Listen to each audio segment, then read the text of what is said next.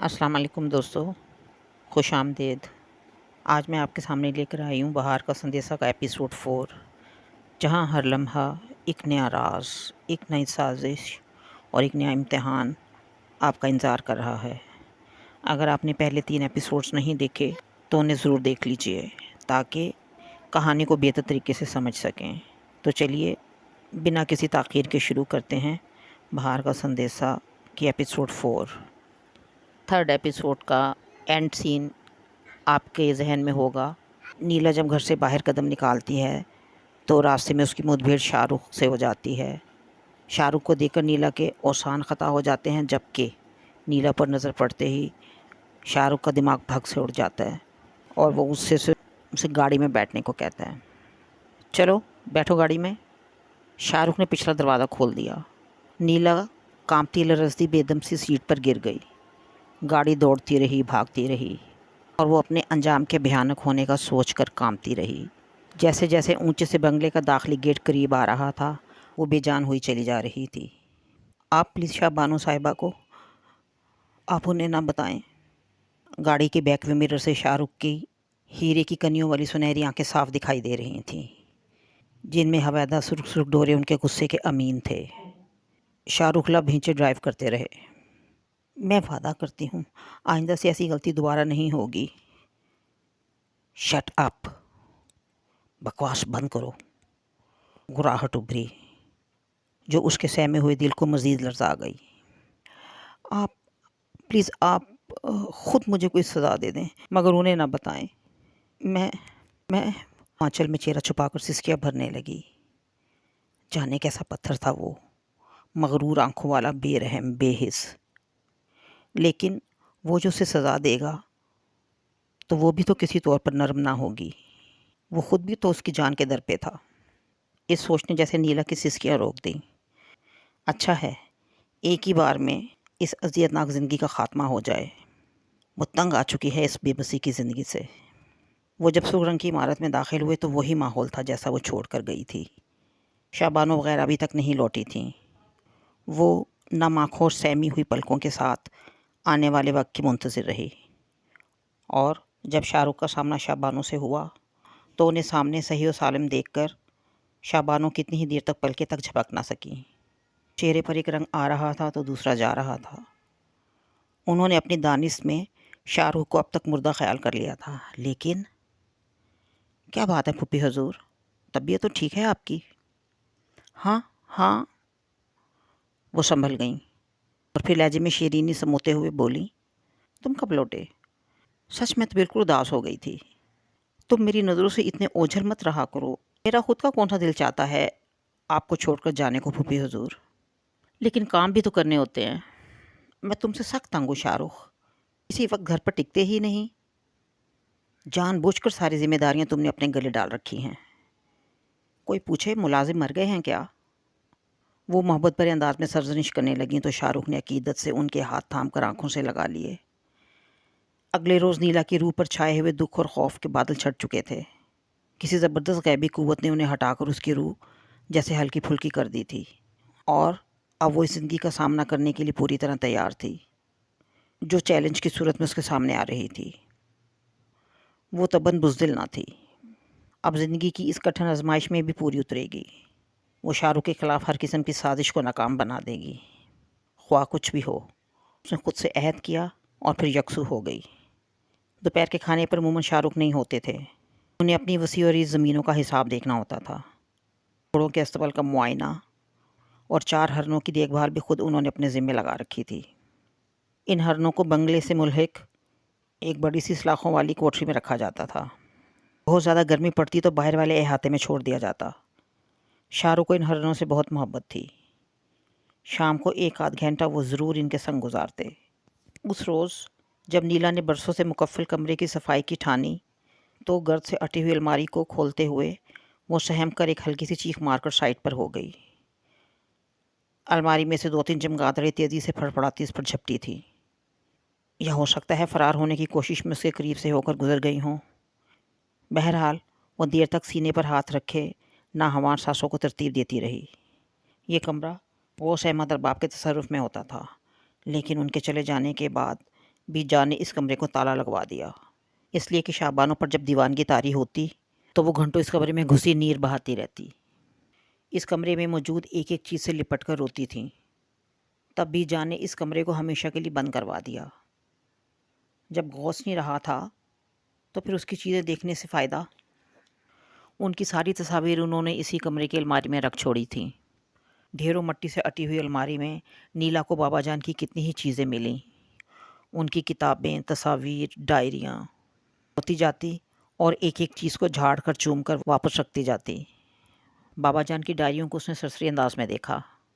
ان میں سلوت آرا اور ان کی چاہت کی داستان رقم تھیں، اور ان اذیتوں کا ذکر تھا جو سلوت آرا کو اس گھر میں لا کر ان پر روا رکھی گئی تھیں۔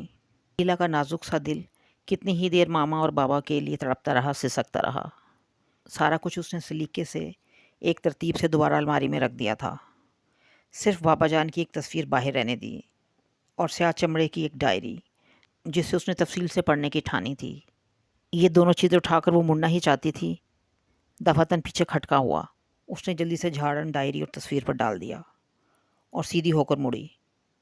سامنے شابانوں آنکھوں میں قہر کی بجلیاں لیے اسے گھور رہی تھیں۔ تم اور یہاں اس کمرے کو تم نے کس کی اجازت سے کھولا ہے؟ وہ جی، وہ روزانہ سارے کمروں کی صفائی ہوتی تھی تو آج میں نے سوچا کہ اس کمرے… تم سوچنے والی کون ہوتی ہو؟ یہاں کے ملازمین کو سوچنے کا حق نہیں دیا جاتا، انہیں صرف عمل کرنا ہوتا ہے اور بس۔ تم اس نافرمانی کی سزا ہر حالت میں ملے گی۔ فلک شیر، فلک شیر، فلک شیر۔ غصے کی شدت سے تھر تھر کانپتی شابانوں نے زور زور سے کتنی آوازیں دے ڈالیں۔ فلک شیر کسی جن کی طرح نازل ہو گیا۔ جی بی بی سرکار، میرا چابک لاؤ۔ اور پھر 1 2 3 تقریباً 7 کوڑے اس کی نازک پشت پر پڑے۔ لب بھینچے، سسکیاں روکنے کی کوشش میں بے حال ہو گئی۔ چہرہ ضبط گریہ سے سرخ پڑ گیا اور آنکھوں میں وحشتوں اور تکالیف کے درد شدت سے حویدہ ہو گئے۔ لاک کرو یہ کمرہ اور گچھے میں سے ایک چابی نکال کر میرے حوالے کرو۔ ڈھارتی فرش پر پڑی نیم جان نیلا کو حکم دیتی شابانوں باہر نکل گئیں اور وہ حلق سے نکلنے والی چیخوں کو روک نہ پائی۔ شابانوں جیسی شیطان فطرت عورت کو اس سے خاص دشمنی تھی، لیکن اس طرح اس کے کمرہ کھولنے پر وہ اتنی سیکھ پا ہو جائے گی؟ بات اس کے پلے نہ پڑی۔ ایسی کیا خاص بات تھی؟ بہت دیر بعد نیلا لڑکھڑاتے قدموں سے اٹھی، تصویر اور ڈائری دوپٹے میں چھپائی اور گرتی پڑتی بمشکل اپنے کمرے میں پہنچ کر ان دونوں چیزوں کو بیڈ کے فوم کے نیچے چھپا دیا۔ تبھی حوصلے جواب دے گئے اور آنکھوں کے سامنے اندھیرے کی ایک دبیز چادر تن گئی۔ جانے وہ کب تک بے ہوش رہی۔ زخموں میں بڑھتی ہوئی جلن کی شدت نے اسے آنکھیں کھولنے پر مجبور کر دیا۔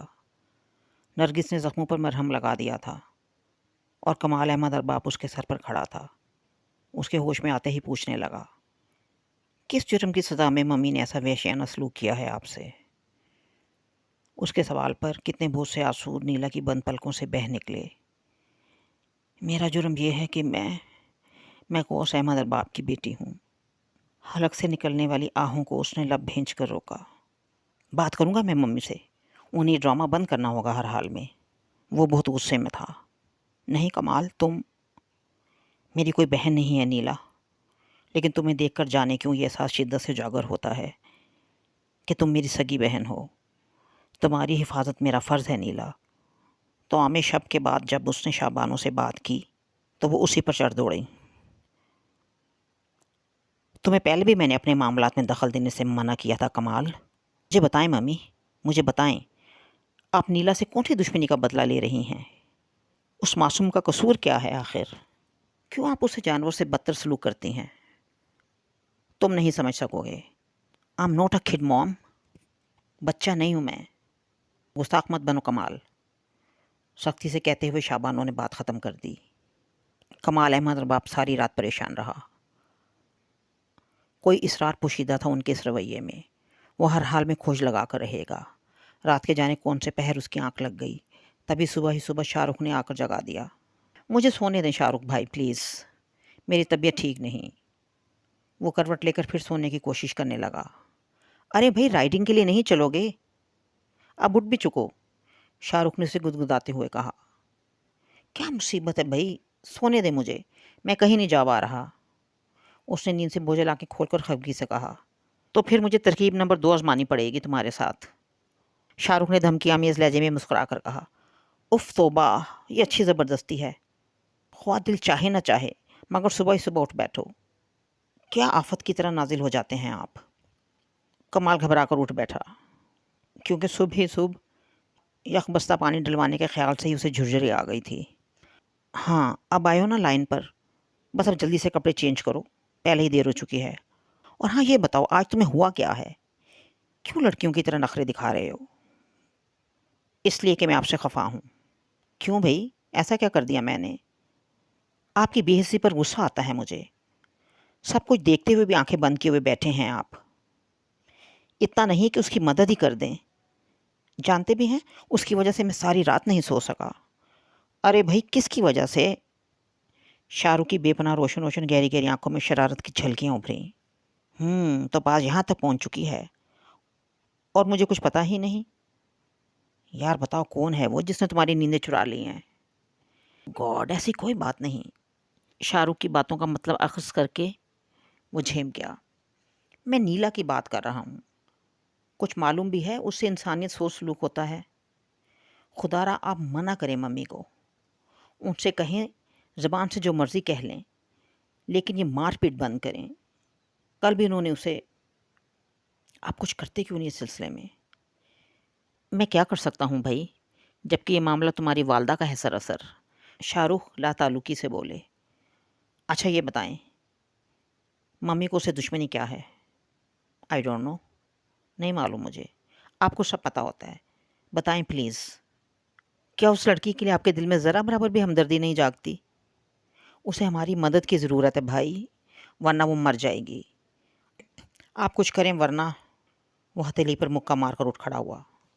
جذباتی نہیں بنا کرتے کمال، چلو شاباش، سارے فضول خیال ذہن سے جھٹکو اور چلنے کی تیاری کرو، میں باہر انتظار کر رہا ہوں۔ بستر پر پڑے پڑے نیلا کو ہفتہ ہو چکا تھا، زخم کافی حد تک بھر گئے تھے۔ اس دوران کمال اور نرگس باقاعدہ اس کی مزاج پرسی کو آتے رہے۔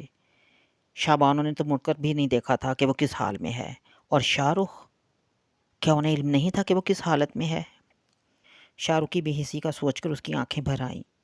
وہ پہلا مرد تھا جو اس کی بے حد خاموش اور دکھی دکھی زندگی میں پہلی بار اس کے احساسات کو چونکا دینے والے انداز میں اس سے آن ملا، اور زندگی میں اچانک آنے والا شخص، خواہ دل کے بند دریچوں کو بڑے غیر محسوس طریقے سے کھول کر بے دھڑک دل کے سنگھاسن پر آ بیٹھے، یا دل کے بند دریچوں پر چونکا دینے والے انداز میں دستک دیتا رہ جائے، اور خواہ یہ دستک دل نشین اور خوشگوار ہو یا سما دینے والی اور ناخوشگوار، ایسے شخص کو نظر انداز تو نہیں کیا جا سکتا تھا۔ اس نے اسے بہت سے انجانے جذبوں سے روشناس کرایا تھا، اور ان جذبوں سے آگاہی دلوانے والا وہ شخص اس سے بے حد لاپرواہ اور بے خبر تھا۔ اپنی سوچوں پر نیلا کو خود ہی ہنسی آ گئی۔ بھلا وہ کیوں ایک ایسے شخص سے توقعات وابستہ کرنے لگی جو محض اس پر حقارت کی ایک نگاہ ڈالنے کے سوا اور کچھ؟ اس کے سارے خیالات ذہن میں ہی رہ گئے۔ دفعتاً اسے ڈائری کا خیال آ گیا۔ وہ پڑے پڑے اکتا گئی تھی۔ سیاہ چمڑے والی ڈائری کھولتے ہی اسے احساس ہوا کہ ہینڈ رائٹنگ بابا کی نہیں ہے، یہ شابانوں کی ڈائری تھی، جس میں ایسے ایسے انکشافات تھے کہ اس کی آنکھیں پھٹنے کی حد تک کھل گئیں۔ اوف، شابانوں اتنے گھناؤنے کردار کی مالک تھیں۔ اس احساس نے جیسے اس کے سارے وجود میں سر سر لہریں سی دوڑا دی۔ شابانوں کو غوث احمد ارباب سے کبھی بھی محبت نہیں رہی تھی، محض جائیداد کے حصول کی خاطر اس سے شادی کرنا چاہتی تھیں، ورنہ اصل محبت انہیں سید مرتضیٰ سے تھی۔